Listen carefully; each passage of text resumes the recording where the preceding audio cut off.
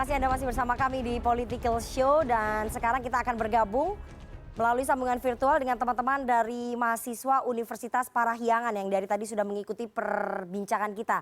Saat malam teman-teman dari Unpar, perwakilannya ada Adito dan juga Ronald, silahkan. Siapa yang duluan? Ya silahkan Adito. Baik, terima kasih Mbak Rifana dan juga selamat malam buat Bapak yang sudah hadir, Pak Ahmad, Pak Jasil, Pak Jarot, Pak Andre dan juga Pak Umam. Sebelumnya terima kasih perbincangan yang cukup hangat dari kami teman-teman mahasiswa sudah mendengarkan dan juga menyimak secara penuh dari awal sesi. Mungkin akan ada 2 pertanyaan ya karena kami mungkin berdiri di sini dan berkapasitas untuk memberikan pertanyaan kepada Bapak-Bapak yang hadir pada malam hari ini. Terima kasih CNN sebelumnya.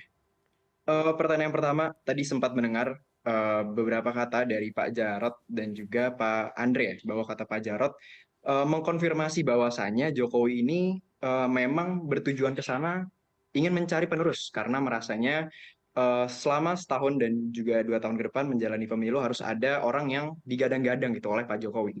Apakah secara tidak langsung itu menunjukkan bahwa Jokowi adalah kingmaker? Jadi ini cukup berkontradiksi juga dengan pernyataan dari Pak Andre bahwasanya kehadiran Ganjar dan juga Pak Prabowo dalam kunjungan tersebut itu karena alasan protokoler dan juga ada agenda lain di sana dan coincidence gitu. Itu mungkin pertanyaan pertama. Dan yang kedua ini melihat tragedi 9 Maret ini ya mungkin bisa dibilangnya, nyatanya ini adalah salah satu agenda yang cukup kecil gitu dibandingkan agenda-agenda lain yang Pak Jokowi berhasil datangkan gitu. Ini salah satu agenda yang cukup kecil, namun nyatanya sekarang media banyak yang meliput hal ini dan sekarang menjadi hal yang cukup masif gitu dan cukup menjadi buah bibir bagi rekan-rekan mahasiswa maupun masyarakat. Jadi pertanyaannya, apakah semua ini hanyalah permainan politik dari partai PDIP atau apakah kita ini akan melihat nantinya PDIP dan juga Gerindra bergandengan tangan menuju pemilu? Apabila iya mungkin bisa disampaikan berarti PDIP dan juga mungkin yang menggelar acara Pak Jokowi dan juga Pak Prabowo, Pak Ganjar sekarang lagi duduk bersantai dan melihat bahwa strateginya ini sudah berhasil dan sekarang kita lagi menjalani strategi tersebut. Oke, menarik tadi. Yang kedua Ronald silahkan. Maksudnya masyarakat jadi penonton aja gitu. Silakan Ronald. Oke, selamat malam Mbak Ana dan juga Bapak-Bapak yang telah hadir. Pertanyaan saya simpel tadi terkait sudah disampaikan bahwa Pak Jokowi di sini sebagai super opinion publik. Nah, pertanyaan saya adalah karena saat ini masyarakat pun sudah giring bahwa hanya indikasi ke arah sana bahwa Ganjar dan Prabowo akan dipasangkan begitu. Pertanyaannya bagaimana dan apa saja dampak konkret bagi masyarakat ketika benar kondisi Prabowo dan Ganjar terrealisasi. Dan kemudian apabila tidak terrealisasi pasangan ini, bagi masyarakat bagaimana? Cukup demikian mungkin. Oke, terima kasih. Menarik sekali. Terima kasih. Saya langsung kasih kesempatan dulu ke Pak Jarot. Pak Jarot, kalau misalnya duet Ganjar Prabowo atau Prabowo Ganjar ini terrealisasi, apa dampaknya? Kalau misalnya tidak terrealisasi, apa dampaknya? Dan apakah pertemuan kemarin yang terjadi di panen raya antara Presiden, kemudian Pak Prabowo, Pak Ganjar itu hanya permainan PDIP saja. Jadi sebetulnya di framing, kemudian publik ini hanya menonton saja gitu. Saya dengar tadi pertanyaannya nggak gitu ya. Ada yang kedua. Iya itu tadi yang gitu deh. kedua. Ketawa loh itu. Oke. Jadi begini. Itu saya perjelas lagi itu. Begini loh pertanyaannya. Nah, pertanyaannya begini loh. Saya harus jawab nih. Ya. Sesuai dengan. Yang itu dulu tuh tadi. Kalau duet itu terjadi dampaknya apa? Kalau nggak terjadi dampaknya apa? Enggak, mekanismenya dulu. Kan gitu kan. Sesuai dengan konstitusi. Itu pasal 6A itu disebutkan di situ yang mengusulkan calon presiden dan wakil presiden adalah partai politik atau gabungan partai politik kan gitu ya. Artinya apa? Artinya punya hak itu partai politik. Pak Jokowi berkali-kali juga menyampaikan hal yang sama kan gitu kan ya. Kalau Pak Jokowi itu sebagai opinion leader iya karena beliau itu presiden iya kan. Nah, ketika ketemu di Kebumen dengan Pak Ganjar dan Pak Prabowo, ya itu jelas. Boleh di situ. Di framing seperti apa, monggo dimaknai. Ya, seperti apa. Tapi kalau kami memaknai bahwa itulah bukti bahwa Presiden punya komitmen betul untuk mewujudkan kedaulatan pangan. Kenapa Pak Prabowo ikut? Karena Pak Prabowo juga ditugasin di Kalimantan Tengah misalnya. Ya, urusan ketahanan itu bukan hanya militer saja. Ya. ketahanan perut ini juga. Ya. Ya. Itu Apakah PDI Perjuangan itu mau enggak? Oke, enggak Karena ya. ini bukan agendanya PDI Perjuangan, Betul, itu oke, agendanya bukan- presiden. Betul. Kalau duetnya ini terjadi apa dampaknya? Kalau nggak terjadi apa dampaknya? Itu tadi Kok pertanyaan duet? kedua. Oh gitu. Iya. Duetnya gitu. Nah sekali lagi kalau masalah duet ya itu menjadi urusan dari ketua umum yang mempunyai hak prerogatif. Oke. Itu diatur dan itu menjadi keputusan Kongres ya yang dilakukan secara demokratis. Oke, tapi ya. PDIP menilai bahwa duet ini duet powerful dong. Untuk kemenangan kan PDIP pengen hat-trick di 2024. Masa nggak melihat bahwa ini salah satu Otomatis. formula kemenangan hat-trick? Begini, PD Perjuangan itu memang secara elektoral itu berusaha betul pingin menang lagi hat-trick. Kalau nggak 3 kali, kalau bisa 4 kali. Oke. Kan gitu terus-terusan kan itu normal. Gerindra juga seperti itu saya pikir, PKB, P3 juga seperti itu. Oke. Itu wajar. Jadi kita ingin berusaha maksimal, tetapi Ketua Umum memerintahkan kepada kita, kau harus turun ke bawah, bonding dengan rakyat, Oke. bekerjasama dengan rakyat, jangan kemudian manuvernya ke atas. Karena banyak persoalan Pak Ganjar misalnya, ini banyak yang diurus loh. Belum lagi erupsi Merapi ya. kemarin, Oke. kan banjir ya. Berikan kesempatan pada Pak Ganjar untuk bisa menyelesaikan tugasnya dengan baik, gitu loh. Oke, tadi belum dijawab ya kalau misalnya. Ya, saya jawab dampak- sekarang tentang dampaknya kerjasama, terjadi. Ya. kerjasama dengan partai politik yang lain selalu dibangun. Makanya komunikasi kita dengan P3 bagus, dengan Gerindra oke, dengan Oke. Caimin juga oke. Oke. Mbak Puan ketemu sama Caimin loh, kan Ya, gitu ya, ya. makan pecel bareng-bareng kan gitu ya. Nah, jadi semua harus dibangun seperti ini. Oke. Oleh karena itu ya nggak usah galau. Mahasiswa Ya. itu bukan penonton loh, dia subjek loh. Oh, ya. Ya, mahasiswa itu subjek karena mempunyai hak pilih. Dia bisa menyuarakan pendapatnya melalui forum seperti ini, gitu Oke, loh. baik. Kalau dari Gerindra melihat tadi yang ditanyakan, kalau misalnya duet ini terjadi, saya nggak tahu komposisinya ya, karena masing-masing dari PDI dan juga Gerindra bertahan dengan keinginannya masing-masing. Tapi kalau duet ini terwujud, dampaknya apa untuk Gerindra? Pasti kan memberikan keuntungan elektoral yang sangat besar. Ini kan duet yang angka suaranya hampir 46% tadi. Ya kita kembali lagi, duet ini ada yang mencalonkan atau tidak. Yang di satu sisi tentu kan seperti disampaikan oleh Pak Jarod, Gus Jazil, dan Gus Romi, dan juga Mas Umam, bahwa calon kandidat ini dicalonkan oleh partai politik. Oke. Ya, kita lihat saja saat ini kan Gerindra mencalonkan Pak Prabowo, ya PKB sudah mencalonkan Gus Muhaimin, Gus Romi KIB masih menunggu, gitu loh. Nah, Pak Jarod masih belum memutuskan. Oke. Jadi ya sekali lagi Nana, semuanya mari kita tunggu waktu yang pas. Kalau saya tugas Andre Rosiade sebagai kader Partai Gerindra selesai. Ya sudah memberikan mandat kepada presiden, kepada Pak Prabowo untuk maju jadi presiden. Dan kami sekarang tugas kami hanya satu, bekerja keras di lapangan, Oke. memastikan rakyat memilih Pak Prabowo. Oh, tapi Nah, duet tadi kalau misalnya kalau terwujud soal memberikan keuntungan elektoral yang sangat besar ya. Buat Gerindra ya. Pak Prabowo itu diputuskan oleh Pak Prabowo bersama Gus Muhaimin, itu fakta kesempatan Oke, kami. iya. Samina gitu loh. Watona sekali ini koalisi ini. Saya mau ke Gus Giliran orang Jazil. mesra kamu nggak Ya. nggak enak gitu loh.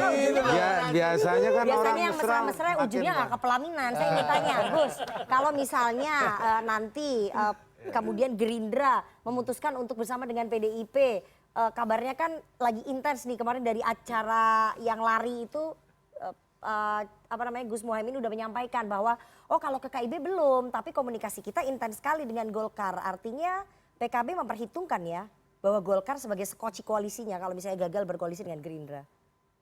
tidak begitu maknanya Nana, bahwa di dalam piagam kerjasama ini PKB dan Gerindra tetap harus mencari dan membuka partai-partai yang lain bergabung gitu. Nah, tapi Nana tadi jumping kesimpulannya, paket pasangan ini gimana nanti loh? Itu kan mengandaikan. Yang kita andaikan hari ini Pak Muhaimin dengan Pak Prabowo sesuai dengan mandat itu. Kami membayangkan kapan Pak Muhaimin dan Pak Prabowo memutuskan pasangan presiden dan wakil presiden, kita jalan. Nah, di tengah-tengah itu biasa ada godaan-godaan. Nah, berarti ini kan Nah, godaan. PKB Gerindra sedang tergoda, PKB PKB juga bisa menggoda kan? Iya kan, makanya menggoda Golkar, mencoba untuk memasangkan Erlangga dengan Muhaimin. Ada loh penawaran seperti itu yang kita dengar bahwa skenarionya kalau gagal bersama dengan Prabowo Subianto, Muhaimin, maka bisa juga Erlangga dengan Muhaimin dengan Golkar. Makanya intens komunikasinya, itu benar nggak? Yang disebut cair oleh Pak Jarod, oleh Pak Andre tadi, itu semua kemungkinan terbuka. Oke, termasuk dengan Golkar, dengan Pak Erlangga. Kita harus konsisten terhadap apa yang sudah kita putuskan hari ini. Dan buang pengandaian-pengandaian yang nggak penting. Nah, Nana selalu mengajak kita berandai-andai, padahal kita Tadi ini... kan ada godaan katanya. Saya sampaikan, di politik itu biasa ada godaan. PKB sudah teguh dengan godaan-godaan seperti itu, gitu maksud saya. Orang solid dibikin ini. Ini kan yang bilang sendiri godaan tadi Gus Jazil. Saya belum selesai menjelaskan bahwa biasa di dalam politik ada godaan, ada manuver, ada sinyal-sinyal. PKB sudah terbiasa dengan itu dan PKB melihat. Dan setiap kali PKB berkoalisi untuk menjaga konsistensi gitu. Nah, sudah berkali-kali kita sudah punya pengalaman. Memang dengan Gerindra baru kali ini kita pengalaman berkoalisi. Justru itu. Tapi kamu jangan curiga yang macam-macam atau publik curiga macam-macam. Bahwa PKB membangun koalisi dengan Gerindra itu semata-mata untuk kepentingan rakyat banyak. Bukan kepentingan Gerindra, bukan kepentingan PKB. Oke, tapi PKB siap nggak kalau misalnya nanti ditinggal gitu? Siapa? Ya ditinggal oleh siapa? Gerindra. Jadi Nana ini begini nak. Saya dijawab dulu, siap nggak? Karena berbagai kemungkinan itu dalam politik itu sangat mungkin terjadi. Kenapa Nana nggak bertanya kalau PKB meninggalkan Gerindra? Ya itu, berarti kan siap Makanya kan oleh saling sebab meninggalkan. itu pikiran-pikiran kayak gitu kita buang. Kalau pikiran-pikiran ini kita masukkan, untuk apa kita membangun koalisi nak? Dan dari setiap koalisi itu mengikat untuk dikerjakan sesuai dengan apa yang menjadi appointment. Keluar dari appointment itu maka bisa jadi tidak bisa jalan. Itu yang disebut buntu. Ini disampaikan Gus Jazil itu benar, bahwa memang komunikasinya luar biasa, bukan hanya di tingkat Dewan Pimpinan Pusat, tapi sudah sampai ke wilayah dan sampai kota kabupaten. Bisa Gerindra bikin acara undang PKB, PKB bikin acara undang Gerindra. Kita tuh udah solid. Bahkan kami koalisi satu-satunya yang sudah punya kantor bersama, sekitar bersama gitu loh. Jadi jangan ganggu kemesraan orang yang soal kemesraan gitu ya, Gus Romi, saya masih ingat betul ya dulu Pak Surya Dharma Ali sudah teken tanda tangan kemudian merubah dukungan. Jadi pada Pilpres 2009 atau 2014 ya? Dengan Pak Prabowo, yang ada Mas Tris, dengan PAN. Artinya kan berbagai, Betul. Artinya berbagai kemungkinan itu bisa terjadi, termasuk dengan KIB. Bisa tentu saja. P3. Orang kayak Ma'ruf aja diputuskan H-2. Betul. Pak Prabowo Sandi juga pas hari H terakhir kan itu keputusannya. Jadi semua itu memang bisa terjadi. Jadi yang saya katakan adalah bahwa politik Indonesia itu sangat cair. Tapi matematika pemilu mengajarkan kepada kita persyaratan maju itu menjadikan capres dan cawapres itu dibatasi 4 pasang. Karena harus 20% kan. Jadi hanya maksimum 4 pasang. Nah, sekarang masing-masing partai pasti meletakkan posisi optimalnya dulu karena waktu masih sangat jauh dan semua pasti call tinggi dan itu wajar begitu ya. Apalagi PDIP yang punya golden ticket satu-satunya. Jadi kalau kemudian mereka meletakkan kader sendiri lebih dari wajar. Kalau nggak meletakkan kader sendiri malah tidak wajar begitu. Nah, tapi kemudian nanti pada saatnya koalisi-koalisi ini akan dihadapkan pada elektabilitas. Nah, di elektabilitas itulah pertarungan akan ditentukan karena bertarung itu untuk menang, bukan bertarung untuk menang kalah. Ya. Soal itu elektabilitas ya. Konsekuensi dari tidak menang begitu. Soal elektabilitas itu akan menjadi penentu tadi seperti yang disampaikan oleh Gus Karena Romi. pilihan langsung oleh rakyat. Karena pemilihan langsung oleh rakyat. Jadi nantinya kira-kira dengan pertaruhan elektabilitas itu bagaimana konstelasi koalisinya kalau menurut analisisnya Mas Umam? Singkat saja, waktu kita udah tinggal sedikit ini. Udah habis nak, pulang kita lagi. Mas Jazil tadi. Iya, kalau misalnya kita cermati Mbak, per hari ini memang konfigurasi capres-cawapres itu belum ada satupun figur yang memiliki elektabilitas yang sifatnya dominan. Oleh karena itu ini masih sangat dinamis. Beda 10% itu masih manageable untuk di-bypass.